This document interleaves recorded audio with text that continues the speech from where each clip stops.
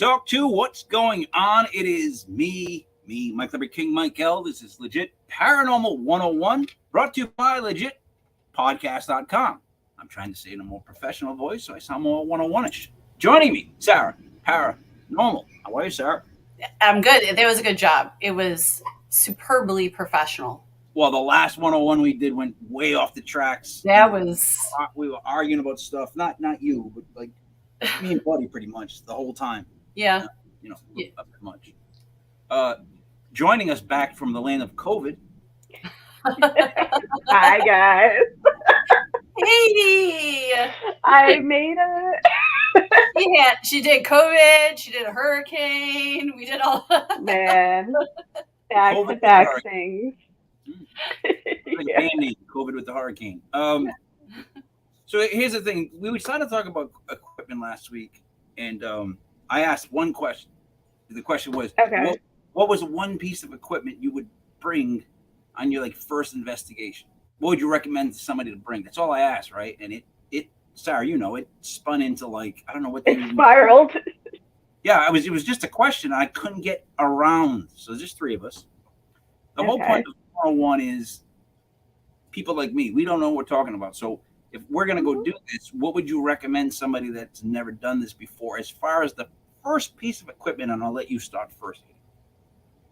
I would say a digital recorder. That's the most basic one that most people can at least understand the basis to it. And I still think to this day, when you get evidence on it, is the most phenomenal thing you can catch. So definitely just like a basic recorder. Now, Sarah, did you back that up? I would back that up. And there's all sorts of different digital recorders. It doesn't really matter, whichever one you find easiest. If you'd rather use an analog recorder, that as well. But, like Katie said, if the purpose is to communicate, then catching a voice, an electronic voice phenomena, EVP, is one of the best pieces of verifiable evidence that you can get. All right, but in your voice, you made it sound like you basically saying don't go spend big money because you don't need to. You don't need to. So, and you don't. And this is the thing. I can screen share and I can show you. It's going to these ghost stores. I'm not going to call one out in particular, and buying something because it's coming from a paranormal equipment store. The markup is 150, 200%. I've started creating an Amazon list for legitpodcast.com where I put the one I use on there. It's just an Olympus. And I think, it's $70, so it's not cheap, but it's one of the cheaper ones. And I like this one because you can just kind of pop it up. Is that it? That's the list. Yeah, scroll down. All right, relax. Scroll down. All right, you got it. Did I put this one on there? Well, this one pops up, and so it has a little USB that you can just plug right into the computer so you can analyze the sound. Yep, there it is. Olympus? Yes, the Olympus. Oh, boy. Jeez Louise. Yeah. That looks like an old cell phone. Yeah, it does. But it has the USB that pops up, so I can just plug it right into my laptop. And sometimes the biggest problem is getting the sound off of one of these things into your computer, especially if you're not tech savvy, because Haiti is the tech person, not me. So this is easy for me to use. So, that actually brings up a good point. So, Haiti, for you see something, you're like, I can figure out how to make that work. But to make it simple, to get it off the recorder, it's easier for her to have USB included. So a USB, or some of them come with the SD card. So just like a camera, you just a lot of computers now have SD card readers. You just pop it in the same way you get your digital photos on. So $67 for this. Mm-hmm. Is that a good price for this? That's serious. If you're looking for one of these, is that too much? The brand Olympus is a really high-end brand, so that price is actually really well for that recorder. Now this is my first recorder ever. I still use it from like 2012. I think it was like from Japan. The instructions weren't in English. Um, this was like 20 something bucks, but I swear I've gotten caught more EVPs on this than anything. And so again, when it comes to like spending like what you can, like don't break the bank. Like you don't need to. I mean, mind you, I also have this like giant Tascam. Like I have three different ones, only because I wanted to test the quality and the difference between each one, and how the speakers are set up, like the microphones are set up on the top. Um, but that's my own testing. So, Sarah, analog, does that mean that it's picking it up more on like help me with this, more of a tape sound? It's a cassette tape. Acoustic. So, some people, yeah, it'll have, so what you have to do on those, first of all, you need to make sure that you're not getting tapes that have been erased. So, they haven't been degroused. There's never been anything on them, so you're not going to get any bleed through. And with those, you would have to use an external mic with a pretty long cord so it's not recording the sound of its own mechanics. We haven't used it in the field a lot just because it is a pain to carry a mic stand, and all that stuff. Yeah. But I know I've used one once in Texas with a Texas team. They used a cassette player, and that cassette player actually only played, it was voice activated. It was the first one I ever seen that did that, which was pretty cool. I know a lot of big names. I don't know if people know who like John L. Tenney is. He's wrote a lot of books. He's been on the shows.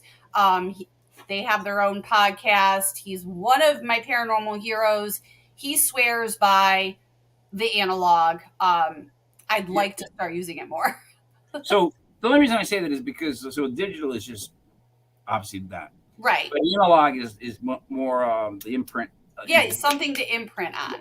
Vibration stuff. Because when we would do back in the old days of the 8-tracks, when you record, right, 10 seconds of any 8-track tape is garbage because you'll hear all kinds of noises because it's just somewhat damaged. So you could hear from like a howl to whatever. We used to just go past it really quick. We don't want to get scared, and we would record there. But yeah, I would rather do it that way. But I guess it'd have to be really set up, right? Like overly set up correctly. Yep. And you don't like that, right? As far as like the less the better part of setting up. Yeah. The only other downside is when you go to review it, it's the rewinding and finding the spot and like the time stamping and everything like that is a lot harder to determine rather than in digital. You have the timestamp right there, the number, you could go back, where it was. So a lot of the cassette tapes, it's a lot of like rewind, replay, rewind, replay. No, I do. When I met with John Tenney and we were talking about using the analog, because I met him at an event, he gave me a really great website. There is a place in Canada that will make cassettes for you that are a specific amount of time. So if you wanted to do EVP sessions that were 3 minutes, you can just get a cassette that records for 3 minutes. Oh, that's cool. Yeah. So we'll talk about that more. Is that like the lazy man's way out of like recording? Yeah, of rewinding, because then you can stamp it. Then you can say it's this time, and you know that 3 minutes later it's only this time, which would make what Haiti was just talking about a heck of a lot easier. Oh yeah, definitely easier. Yeah, back in the days, you have to write down on a pad like time mark was to do it ourselves. What I'm saying is, it seems like there's a better chance of picking up something through that non-digital way, or is that just the way I see things? I would love to. I haven't personally experimented with it enough. I really want to, because I have a feeling. I just have a gut feeling that it can be the case, and so I'd like to use it more. It's people need to experiment, because also I feel like when you're doing EVPs, a lot of it depends on your energy and how comfortable you are and all sorts of different factors. So I would experiment with different things and see what, you like. You can also use your phone. We have a lot, we've had people on the team that have gotten good EVPs on their phone. You just need to make sure your phone's in airplane mode so it doesn't affect all the other equipment around you. So you can use the voice recorder on your phone. If that's what you want to start with. You don't have any money, that's fine. Just use your phone. Just make sure it's in airplane mode. So I guess in my head, I'm just picturing it coming into the tape. For some reason, that makes more sense. But basically, anything will pick something up if it's trying to get through hard enough, right?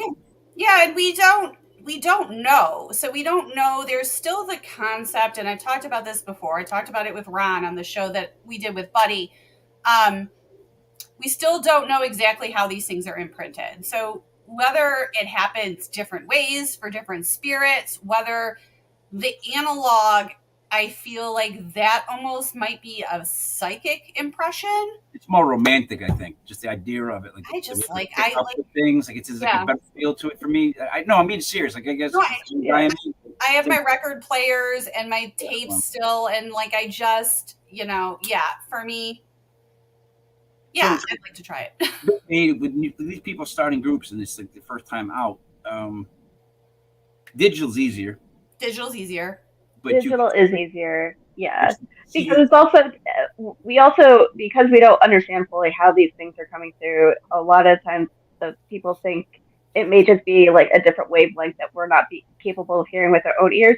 Same thing with like those, like the dogs and those silent whistles that only the dogs hear with their ears. It's like the recorders are picking it up, this frequency up that we're not able to hear with our own ears. And then when we play back, that's where we capture it. And sometimes we are capable of, there's been times we've done and we've heard stuff with our own ears where it's like, that's not us talking. So. Yeah.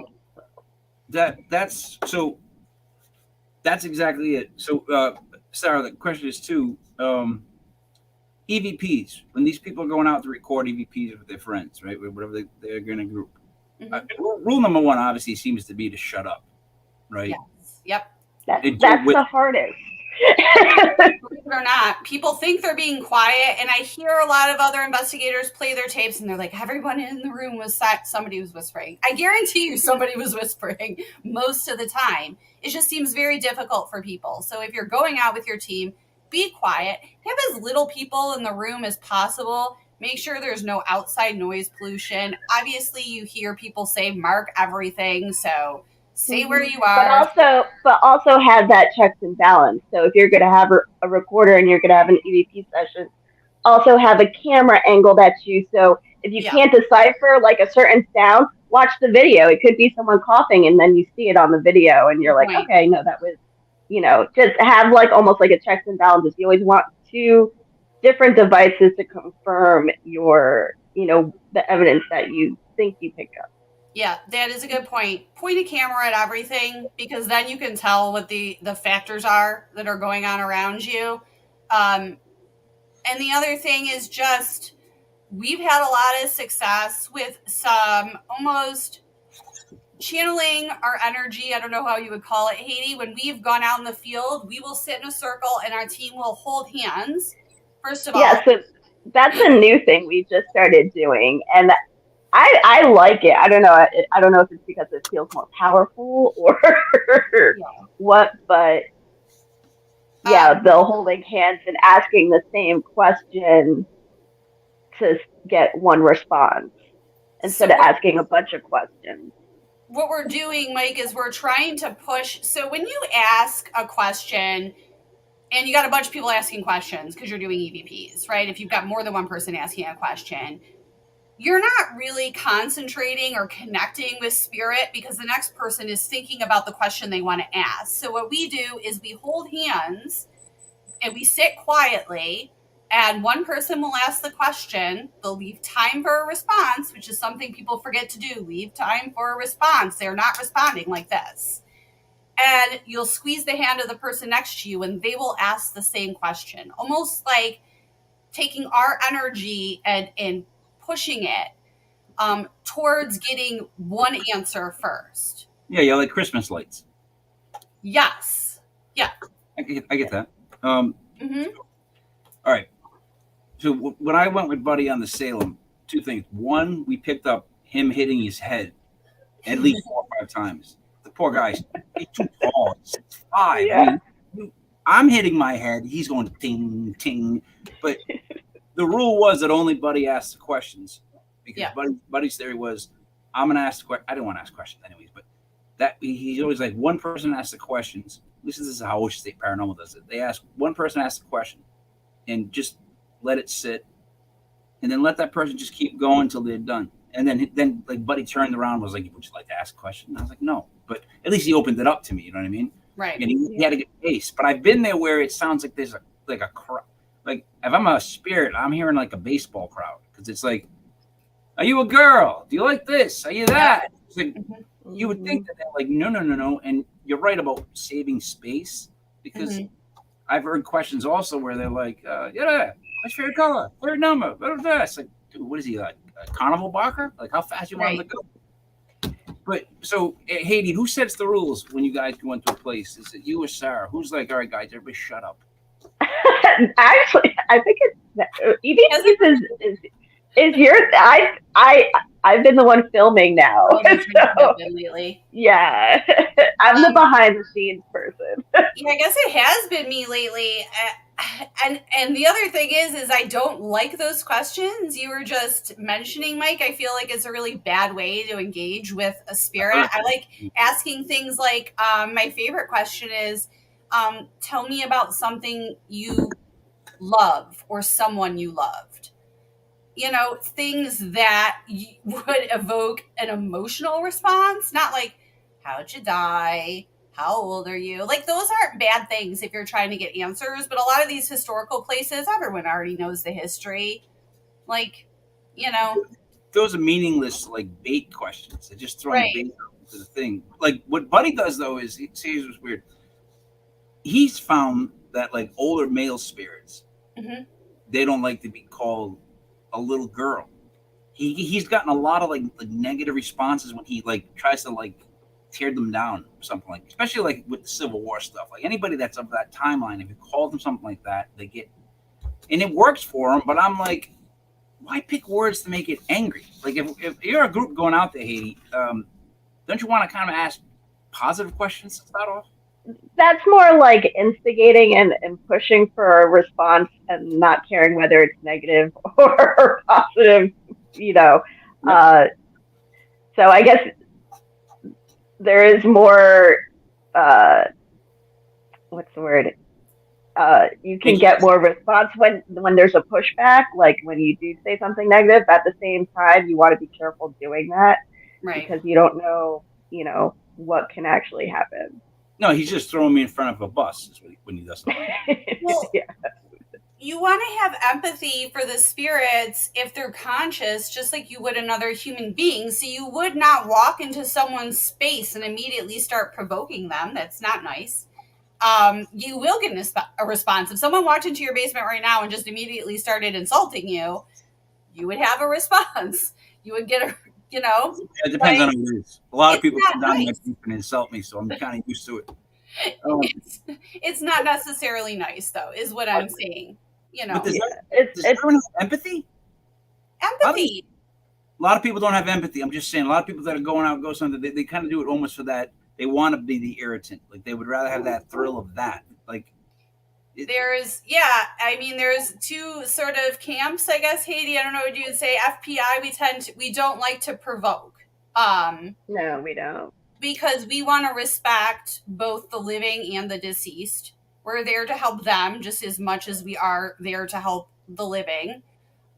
So we don't want to provoke them. We don't want to make them angry. We don't want to make them feel bad. We want to make them trust us. And the easiest way to do that is to ask emotion-provoking questions, or even to do your history research. And I've gone in and I've done sessions where you speak to them as if you are in their time. The one at Waverly... Unless, Sarah, it was our last investigation where you threw hands at a ghost. You threw hands at me first, to be fair. It was in my face. So you have videotape of her punching nobody? We have, and just wait, it'll all come out soon. We have a video of her just smacking and like going, "Don't touch me!" Like, get off of me. if I could have any input, play some like Rocky music slightly in the background while she's doing this. I will. I will. I was blindfolded, by the way, with noise canceling headphones on. I think I also threw a pillow at it and then accused Mikey of being the one that was touching me, Katie's husband. Yeah. Yeah, I punched it, threw a pillow at it. And it's funny because you hear me in the background going, "Did she just throw hands?" All right. So listen. So what I'm understanding is if someone starts a team and they go with their recorder, right, positive energy from the beginning, all the way through the questioning, garners at least these experiences. Like, you know what? That's just as fun. I'll be honest. The fact that they get video of you punching no one, that's a pretty good night as far as like hearing stuff. Like, that'll make her happy. So it's like, that's worth it. So it's and like the cat balls are going off. He thought I was his woman because of the way I was speaking to him. Named Catherine. He thought I was Catherine. He was getting a little handsy. So, that's a response too. But I was being nice. So you were being nice. So I was gonna say, what did you see when this happened? Like, can you describe like when she just snapped inside of her own hands? Yeah, I saw. No, not you. No, I don't want to hear you talk about it. I want to hear Haiti describe. Well, what did it look like? Oh, yeah. Well, mind you, she's blindfolded and with the static, going on the headphones. So we're watching her from sitting the video camera. Yeah, she was sitting on the couch when this happened. So it happened twice. There was one when you were isolated in the bedroom, and then there was another where she was isolated in the living room.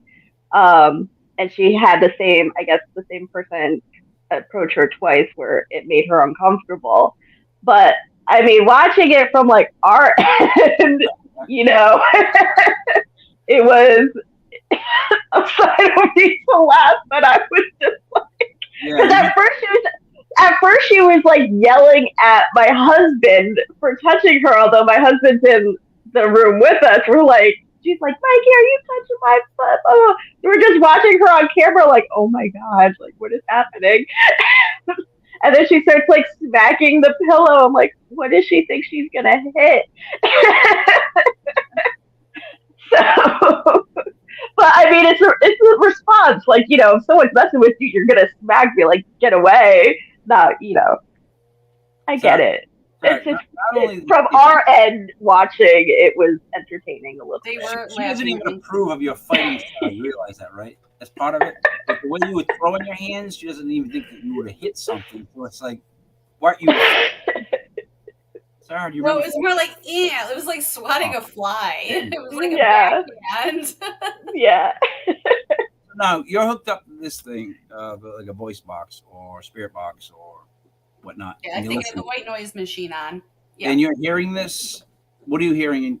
What are you hearing? What are you seeing? I guess blindfolded. I was seeing him, and I mean that's another. That could be a whole show talking about the level. I know. I'm just wanting to figure this out. I could see him. He was trying to play peekaboo with me, Mike. And the weird thing was, like, I could see him going peekaboo, like, in my face. And he was, like, going, "Catherine." I could hear him saying Catherine. And you hear me going, "I'm not Catherine. Back up." And we had someone else isolated in another room who was responding to the game of peekaboo almost from the other end. And he was getting stuff like, "I can see you." He was saying, like, "Oh, he's hiding. Oh, he's in the other room." Yeah, that was coming from another person, actually on the second floor, who's also blindfolded and has the headphones on. I can't think of anything more terrifying than peekaboo, if I'm being honest. Exactly. Yeah. The concept of someone's hands and their face in my face and then back out would be, I wouldn't play peekaboo. I would quit. You get an old man come up to you and go peekaboo over and over. You would try and hit it too, even if it wasn't there. I go in the mirror and try it now. If I want to take a swing at myself, I don't know how long I'll play peekaboo. I'll probably quit after like the first one. All right. So positive energy does make a difference. Your reasoning for going paranormal Man, I really think they should change it to some word that use detective. Like a paranormal detective is exactly kind of what people do, but they call it Mm-hmm. investigating. Like there's no investigating. There's no ending in my head. But a detective, they go, they figure out, and they come up with some sort of reasoning, or they say we don't know. It's something we can't explain. But at least that it's more precise to what you guys do, right? It's Right. a lot of like backroom work is what I'm trying to say. There's a lot of re-listening the stuff and doing this and noticing details and doing your homework. Like, Mm-hmm. hey, what do you think about that? As far as like a term, I, it sense? the terms, I could say the only thing, because we can give an answer, but I will never say that is like the final truth, because it can, I could give you an opinion from our findings, like what Hmm. we think it may be, but whether that really is, it could end up being completely different, because investigations, people don't also realize it's an ongoing Mm-hmm. thing, because you go once, and a lot of times teams just go once and then that's it. And we realize, the second time you go, you don't have the same experience as the first time. The third time you go, you don't have the same experience the second and first time. So it almost is like an ongoing investigation where where you are being the detective, trying to put the pieces together and figuring out what's going on in a home. And the So problem is that people want an answer, right? Like whether it's going to change on them or not, you have to kind of give them some sort of a wrap up. yeah, I mean, one of the things we do when we investigate is we go in and we ask them flat out, like, what is your end goal? What Mm-hmm. is it? Just like, do you want evidence to? So it's like a lot of the people just want evidence so they know they're not like going crazy. It's like, Yeah. no, this was captured and this was verified, and okay, this is what's happening. It's almost like that confirmation is enough. Um, Whereas like other people want like cleansing, other people want, you All right. know, So and all that acknowledge stuff done. you want a cure. Some people want a cure, Yes. Yes. Yep. and you can't provide a cure. Like you tell them that from the. All right, so that's another question. So is that something you ask you tell them from the beginning? Like, look, we can't give you like a It cure. depends on the result in the end. We've had cases where it ends up being psychological, and then we have to tell Mm-hmm. them they need to see a mental health professional. We've had cases where it wasn't your average paranormal activity, and it was more. And when it becomes that, it goes into that realm of, I'm going to She's say it like talking about aliens. extraterrestrial. There is Yeah. nothing we can do. There's nothing We you can can't do. stop what's happening. We can record, and we can try to help you find a support group and do things Mm-hmm. like that. But well, I'm not going to sit here and be like, no, I can't stop what's happening to you when it comes those cases. Right. We've had cases where it was just like, you know, uh, it's It leaves logical hurts. explanations. Yeah. It's a lot of the people don't like hearing the logical explanation, but You it is know, Sarah, what it is at that point. Sarah, is it bedside manner?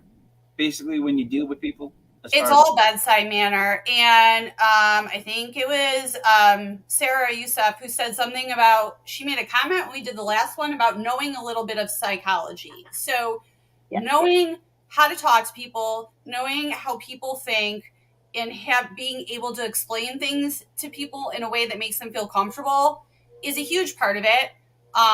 A lot of times people just need to be able to do something. So we can give them suggestions based on sort of like, I don't know, hearsay evidence that we've tried before.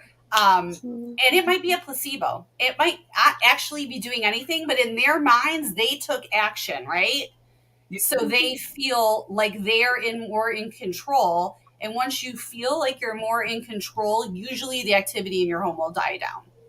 So, And we've gone the extra step. We've done rituals for people. We've done cleansings for people. We've done, because that is what they are looking for. And me and Sarah, I know we've because education, I think, is key to and try. So we try to look at the different backgrounds of every person that we encounter, because everyone's different. Everyone has different beliefs. Everyone has, so to at least know a little bit about everything so we can help them in that yeah. realm is important too.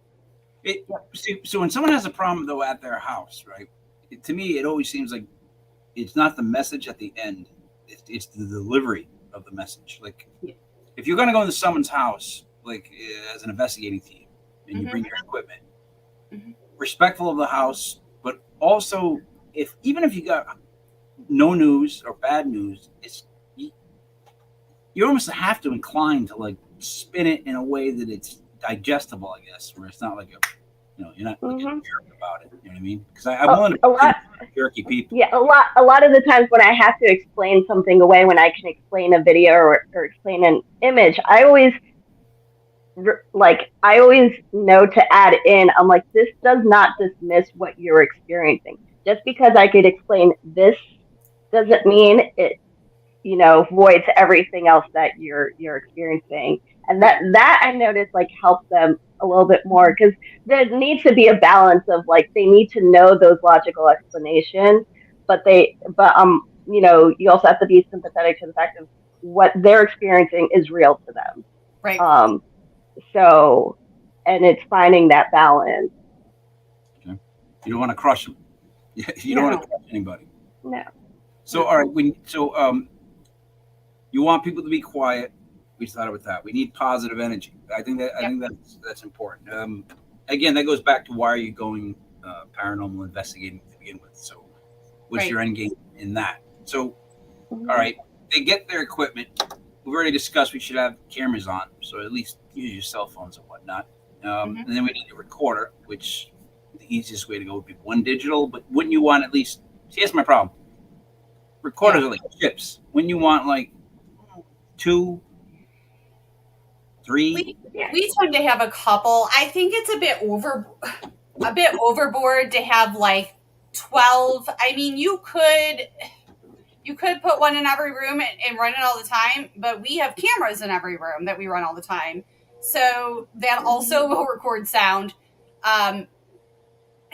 I would have a couple different, if I was going to have more than one, just have 2 different types. Yep. I mean, ideally, one would be digital and one could be analog, because that would be really interesting if it picked up one and not the other. I think anything more than 2 is just overkill. Well, because as long as you got opposing views, you have 2 different separate things. If they pick up anything, like, because I've seen it where it looks like dominoes is being played throughout the house. It's like they're everywhere. And cats are everywhere too, which is you can't even move. And you also want to limit the time of how long you're recording for, because I mean, I do 15-minute increments. I'm not going to spend 8 hours listening to the same recording.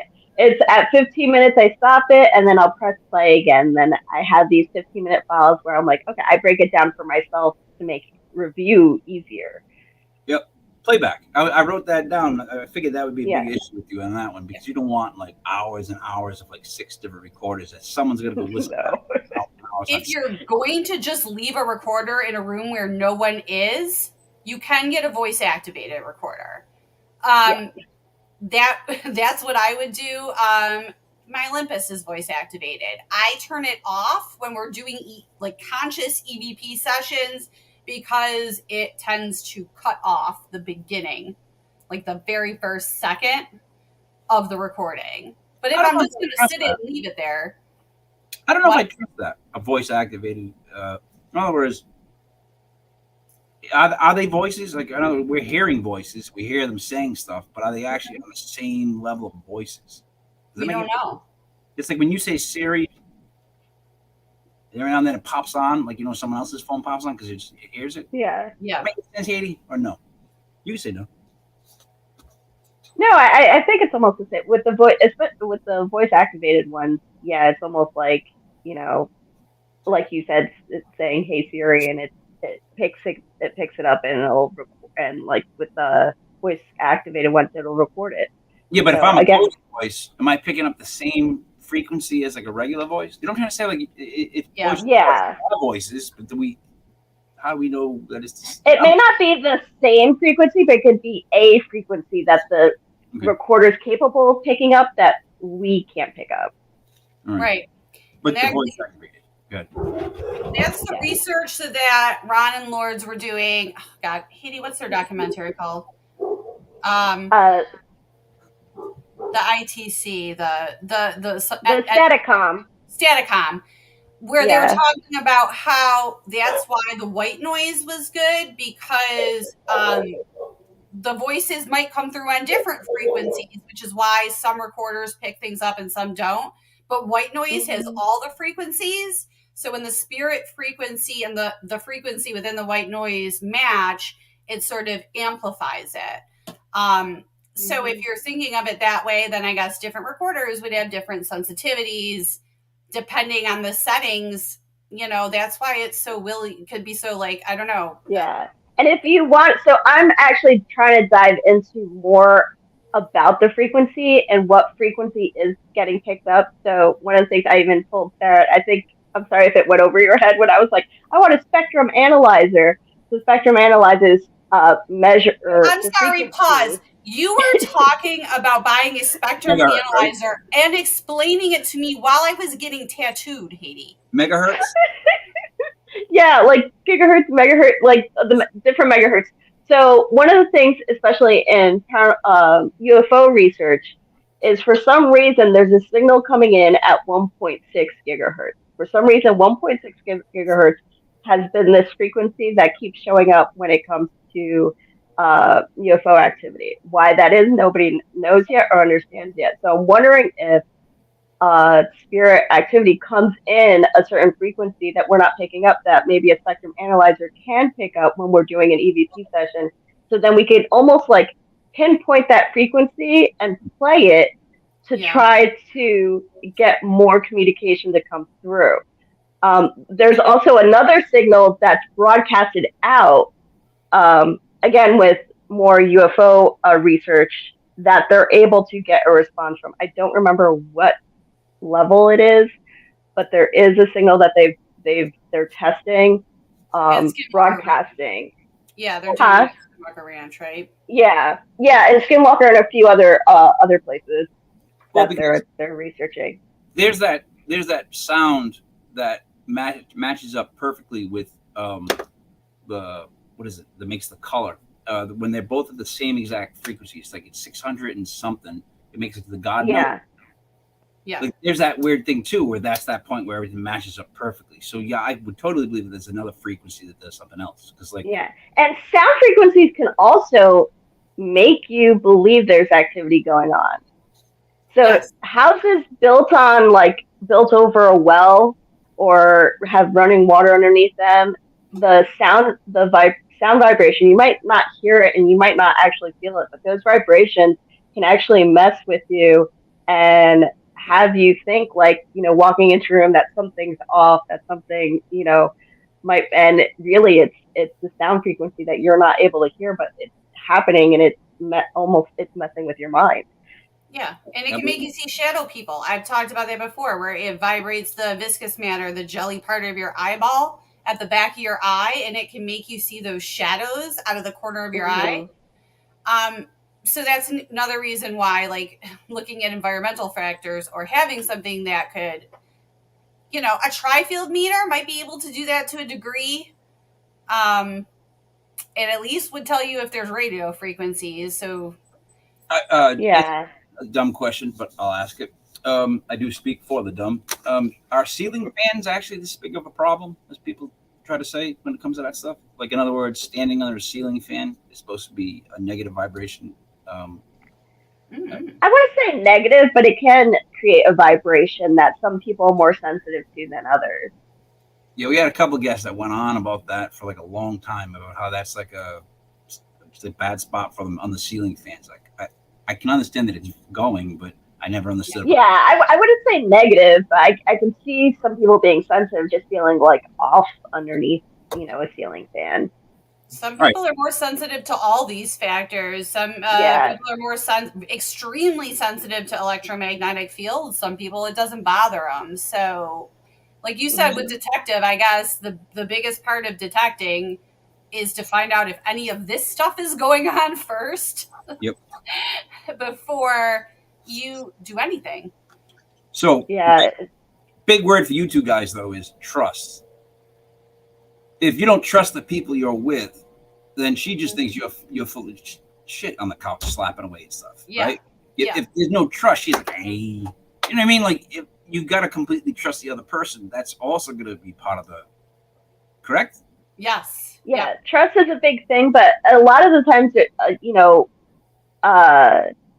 like clients may not understand what's going on, like at least the logical explanations, and they might just jump towards this is paranormal, this is ghost, this is and so we have to trust in what they're saying. They're telling us the truth, but also you have to do the background research too, on not just the home but the clients too. When it comes to investigating, it's like you trust them to a point, but then you have to do your own background research on not only the home but the client as well. Yeah, you don't want to end up in a Texas Chainsaw Massacre. You don't want that. No, we don't. We background check them. But like, if you are referring to us trusting each other, yeah. I know that Haiti and I trust each other. I know everyone on our team trusts each other because we've taken the time to get to know each other. We do team building exercises. Like, we go places, we hang out together. It's not just that. But it's also important to remember we also check we verify things. So if I'm picking something up, I don't know the history when I go into I always go in blind. So whoever's doing these experiments really should know as little as possible, like almost like a medium, which I'll never call myself that. But they know if I'm saying something that is relatable to the history. I guess they trust me that I haven't researched it. They know that I have too much ADHD and not enough time to really do that extra work. I'm not going to do it. That's Mikey's job. But also, you want to verify things that are being picked up psychically. Is there other equipment going off? Are there EVPs being recorded at the same time? I will do these experiments. We will also have our medium in the room. The last place we were, when you got the ghost hug, I was seeing someone and I was describing her. But before I would say it, our medium was describing the same person. So there were two people who could not, I could not see or hear her. And she would say it, and then I would say it. So there were things, there's always got to be another. That checks and balance. It's like having two things to verify. Like, you can trust your team member, but we also need our equipment or even the history to verify the claims too. Yeah, I wouldn't put anything out with just my say-so. Like, even if I know what I saw and heard, I know that that's not evidence, because why should anyone else believe me if they're not on my team? So, just a question for Haiti. You need someone on your team to be like the guinea pig, basically, right? You want to find somebody that's willing to be your guinea pig? Is that? Yeah. I always say that too. I'm like, I don't do the experiments. I have the designated people that do them. So then, Sarah, no fears in just, throwing yourself into a world where, she jumps right in. Katie, have I ever said no to try it? Usually I'll be like, I'll do it. I try to stop her, and she's like, no, let me keep going. And I'm like, no, I gotta pull you out. So she's the one that will go in head first for anything. But it's funny because I got so used to her going a little bit too above and beyond, to the point where there have been times we should have stopped her during these experiments, because she has fainted, she has gotten nauseous, she has had physical things happen to her that could have been prevented if I jumped in, but she didn't want me to jump in. So, but then when it came to Mikey, my husband, going in, I was letting a session go on for, I think, too long, and I think Sarah was like, no, you got to pull him out. I'm like, no, I think it's fine, because I got so used to how you do it, and I was like, oh wait, no, he's not the same. So I had to we had to pull him out. What's too deep? Explain that to me. So one of the things, if we're starting to put a bit more with these experiments that we do, be a little bit more cautious. We've had instances where it has triggered other people's PTSD. We don't want to do that. As soon as there's a sign of possible anxiety happening, that's going in too deep. If there's experiences of physical pain, that's in too deep. If you're at the point where you're crying or you're in a lot of distress or black out like this one, you're This in is too literally deep. me every session. I cry. I know. And the last thing that happened, which was a first, so this was our last investigation, and this was the first that happened, was the person under was actually experiencing a death through the eyes of the person that it was happening, and he was literally dying. And I'm like, I don't think you're supposed to be going in that deep and going through almost death. And so we had to pull him out as soon as it's finding those limits and realizing again, like these experiments, we're changing them and modifying them as we go. It's not perfect. And I let people know how we do them. I'm very open about that. I always tell them, like, be careful because we're still modifying it. We're still setting limits that we didn't realize we had to set. Well, first off, I think almost death should be near the top of the list of things. Yeah. Oh, but for sure. Feeling that your husband, you let him go a little closer to almost death. A little too close. I think he was. I pulled him out. What he was explaining was like even like the slowness of the blinking, the breathing, like staring up at the sky, and down, yeah. and Sarah's like, he's like dying, and I'm like, oh no. But you did like the club mix. You let it go for a little bit longer. I was like, because he didn't seem like he was in distress. So I was like, no, he's okay. I didn't at first. It didn't click in my head what it was he was experiencing, and then as he kept describing in more detail, I was like, oh no, this is like he's dying. So through the eyes of, so it wasn't like him die. He was like dying through the eyes of like, the person he was picking up. The only reason, though, that's not her fault. The only reason I knew that is because Mikey and I did these experiments back to back. So I had started the experience of the runaway slave. And I don't know, there's this weird thing with me and Mikey where he would just pick up where mine would stop. And so I knew where it was going. Also, I could tell by the way he was talking that he was experiencing someone who had resigned to their death. That's why he wasn't panicking. They had just been like, yeah. Okay, and his head fell back too, and he was just staring up. Yeah, that's during it. But that's when I stopped it. What, Mike? You're actually the one who stopped it. I was. Well, yeah. Well, yeah. Well, I think as soon as I saw his head go up, I'm like, oh. I was like, but I had been going for a while. I'm sitting next to Haiti, and I'm like, we got to pull him out. She's like, he's fine. Poor guy, he better get one of those fall bracelets, because if he falls, she's just going to watch him from, what are you doing? What are you doing? You all right? You all right? Almost dying. Yeah. So trust between members, right? You guys trust the fact that you're telling each other the truth. Yeah. Yeah. What they're experiencing. Like, in other words, what if Sarah's just making all that up? What if she was just making it all up? Like, that'd be one of the worst things possible, because that's a waste of time. I wouldn't say I'd have to trust her that she didn't do the research, because the thing she's picked up has verified everything that I've researched. There's also been the time where I couldn't research what she was picking up, and only the client was able to verify what she was saying, and it was information the client never told anybody, and it was information the client even forgot, and it triggered memories for him, and he's like, no, this happened, and went into detail about it, and it was Sarah who picked it up first. To the point where the client's crying because it triggered an emotional response. Open and positive. Yeah. Basically, right? Yeah.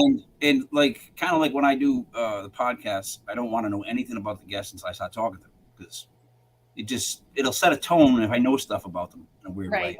Yeah. And I would think that when you're going in, you need somebody that goes, no offense, Sarah, I don't mean this, but that the dog mind, like, just like, yeah, they're just there to see what happens. And I mean, like they're not really looking for things. Because the one thing I don't trust about the whole medium thing is when they know what you're looking for, when they get too much information. Because I don't know that I prefer them to be completely clueless and then just sit in a room and see what happens. They're like recorders, I guess. No offense, Sarah, but they're like recorders. Right here. Katie like runs this. I can already tell. She's only she does. She does run it, but well, that's actually why I love Dina so much. Dina's gone into places and be like, there is nothing, no ghost here. Like she's like, it is coming from this person, but there's no like. It's weird when a medium comes in like, no, there's a ghost in every location they go to. To me, that's a little off. Our medium, like she'll go and be like, no.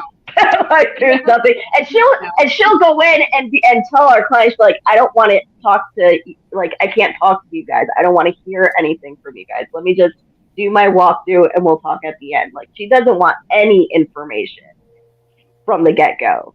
So and then she does her walkthrough and we film it and then we discuss in the end like her findings and I can verify it for her because usually I have the background information.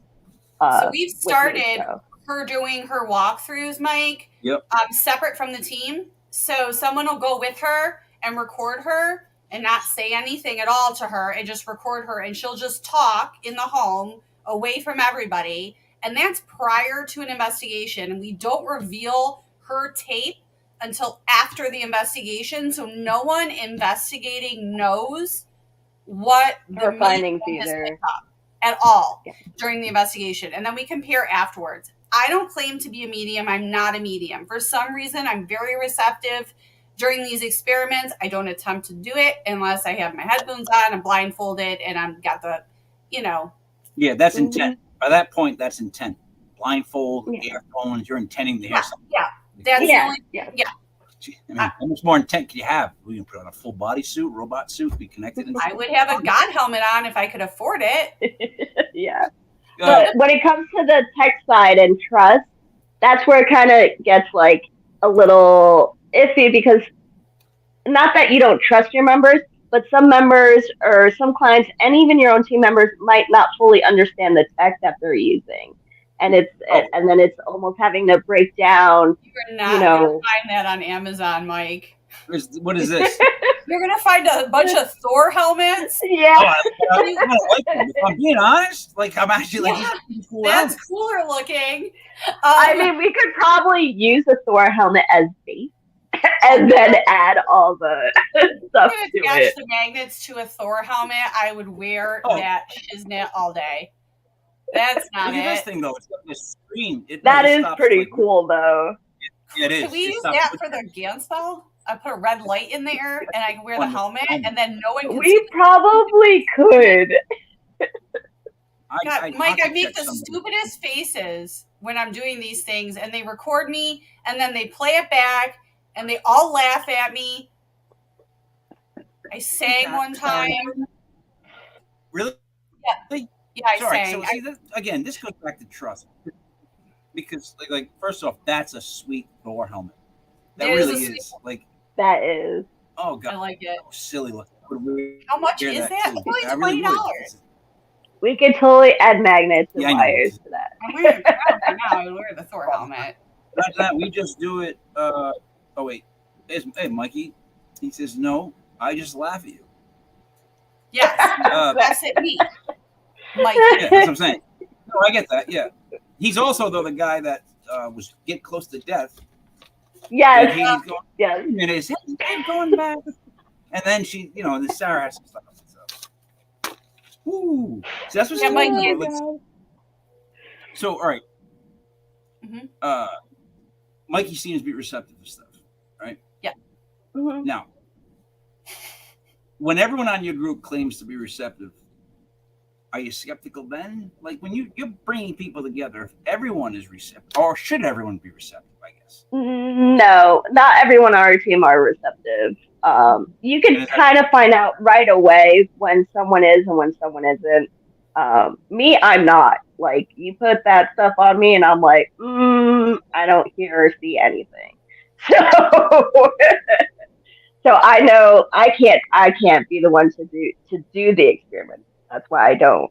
Um, but Because it and seems like you want to be. usually No, No, no. I'm not saying you, I'm just saying in general. Like that always seems people like do. Yeah, people you want know, to be.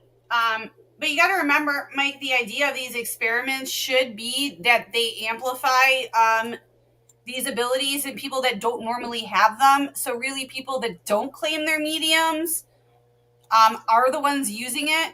So I don't claim to be like, again, not psychic. I'm not a medium. Don't claim to be any of those things. But yeah, receptive to the experiment. Not You know what's weird though? I can't get a medium to do the experiment. because it's too intense, probably. Probably they yeah. they refuse. They're like, nope. I'm like, See, the fear. So I is that the thrill though, that there's a fear of a dark side that's just much darker than we think, or like what is their fear? Like you're a medium, you're sensing something horrible, obviously, right, from this experiment. That's why you don't want to do it. not all the time. Sometimes it's a good experience. You honestly you don't know what you're walking into until you do it. Yeah. Um, But to make a medium say, so "Yeah, I'll pass," like I think because mediums tend to have already created their boundaries Yeah. and have already created, how they turn on and turn off their abilities.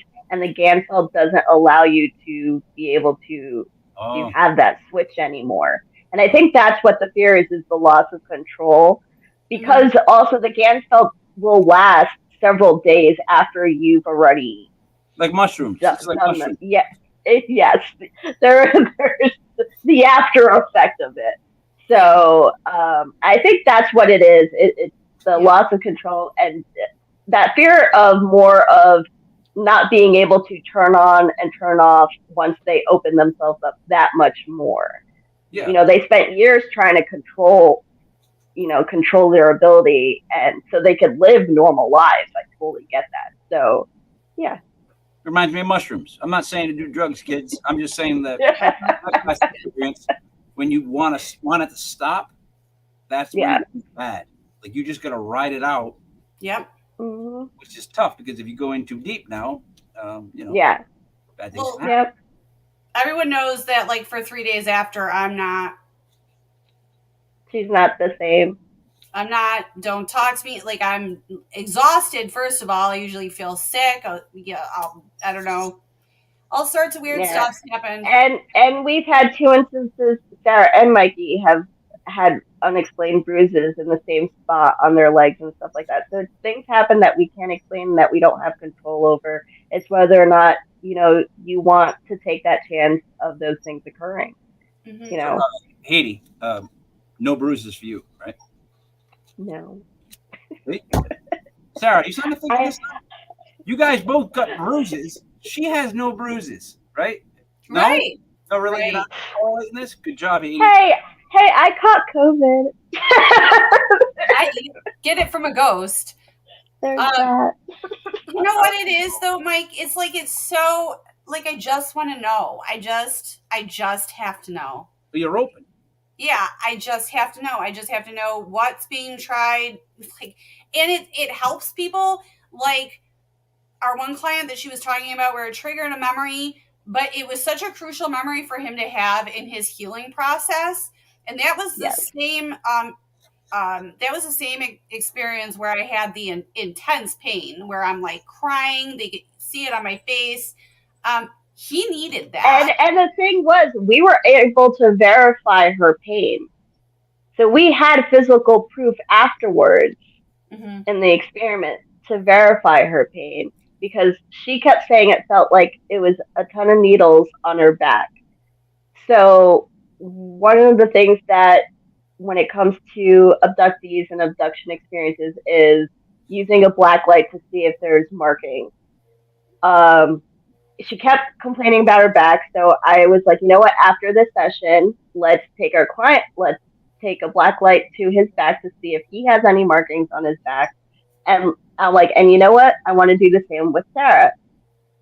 they had at the end the same markings on both of their backs, Needle marks, yeah. needle marks that glowed in the UV light.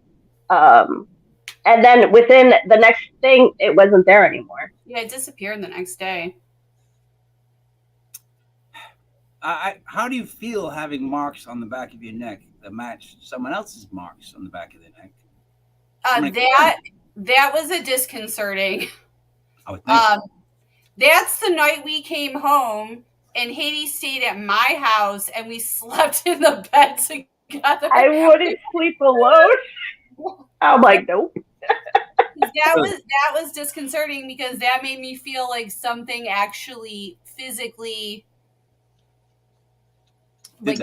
touched me, or whatever. But that was the first time we both ever dealt with that. So right. That was scary. That day was scary. All right. Yeah. So there's another part about trust, right? Like when stuff like that falls out, you gotta hope that she's gonna care enough to, or vice versa. You know what I mean? Yeah. To talk each other through it, because other teams are kind of cold in a weird way. Like they all have their jobs. I'm not saying Ocean. By the way, this isn't Ocean State Paranormal at all. I'm talking about other teams that I know of. They just have it's like the A team. You do this, you do this, you do that. Let's put it together.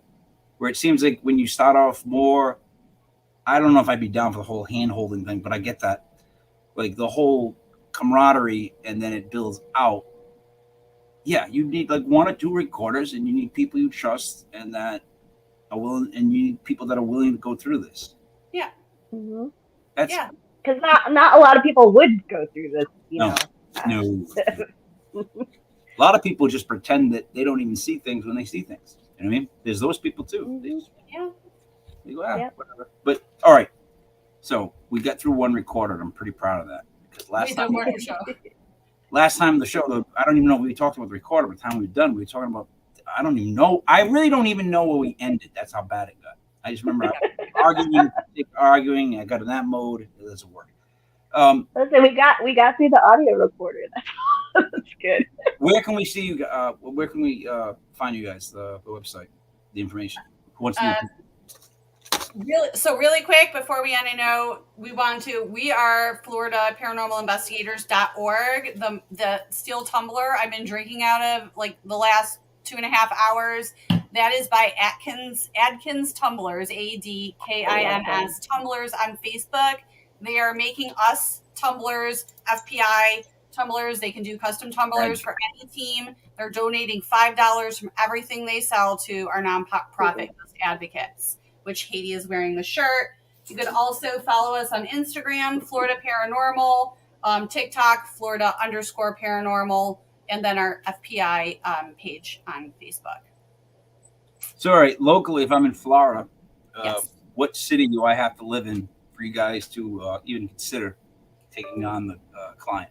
We cover most of Central Florida, so say Tampa, and then go anywhere from 25 to 50 miles out. We've traveled on a regular basis up to 2 hours away. So, yeah, just call us. So, Haiti, find someone, Haiti, what about you? How far do you want to go? Like, did you only go like a mile away from home and make the other 2 go like 5? I'm usually driving up towards her, like an hour, 2 hours up. Right. We went over this already. Yeah, she conveniently lives in the middle of the group. Yes. So I mean, I like driving. I don't mind traveling. So I'm like, listen, you could be in another state if the cases start. I will go. Case. We will rent an RV and we will drive as far as I'll speak on experience. Riding in a car playing loud music is a bonding moment. Mm-hmm. There's something free about that whole thing about just playing it really loud and just no one's talking, but you just kind of everybody's just going. Yep. And when I had my team in New Jersey, we would all drive together. 7 of us piled up in like my Flex, and we would have like karaoke. Like we would just put on music, all of us singing, laughing. Like 7-hour car drive turns into nothing. So you get this weekend. We're gonna drive together. on the way there. What convention is it? No, it's an investigation. Oh, So investigation. yeah, the fourth Yes. time at this one residence, the one we've referred to several times. We're going to try and wrap it up, and that's going to be the premiere of Beyond Boundaries Paranormal. Our docuseries will be that case. So we've been investigating them for like maybe 4 months. Yeah, this case has opened up a whole new mindset for all of us, honestly. So, yeah. More towards what? More towards believing a little more evil? No, it's towards extraterrestrial, actually. Yeah. And the thing was, they came to us thinking it was paranormal and ghosts and maybe something evil. And then as we kept, again, like the detective work, diving in more and more and more, we're like, no, that's not what's going on here. The Sunday show, we get so deep in the conversation, I forget who the guest was, or I was at the point where I'm like, spirits, ghosts. Sarah, do you remember this conversation? Angels, same thing, kind of like aliens, angels. Yep. They could be all the same thing. Yep. All the same. And we're just calling them different things because it's the labels. Yeah. Yeah, so why is this group not working with this group, not working with this group, not working with this group? That's where we're trying to like, okay, well, let's just consider everything and and it's like that, but if it don't happens, people go, paranormal, no, I like the ghosts, I believe in that, spirits, UFOs, yeah. Cryptids? No, that's crazy. But I'm just saying, like, there's like so big that there's eventually camps that people go, yeah, I'm just not going to accept them. I don't, and it's just weird. It's like, well, I guess so, but where's the line? Yeah, it depends on the person. Yeah. Yep. Haiti, really quick, your thoughts on Bigfoot? Oh God, I have no line in the boundary. I believe in everything. I think anything. Honestly, I think anything is possible. Like, we're still discovering new species of animals and things in the ocean like every day. So why couldn't Bigfoot? There's been so many stories and so many like going back centuries of people seeing this creature. So but no one. I think but there hasn't been one new thing in Bigfoot like forever. I mean, they don't find any better. In other words, everyone goes hunting for something that when they see it, they run away. And they don't take any video footage, a camera. No one goes and fights it or tries to get a piece of hair or something.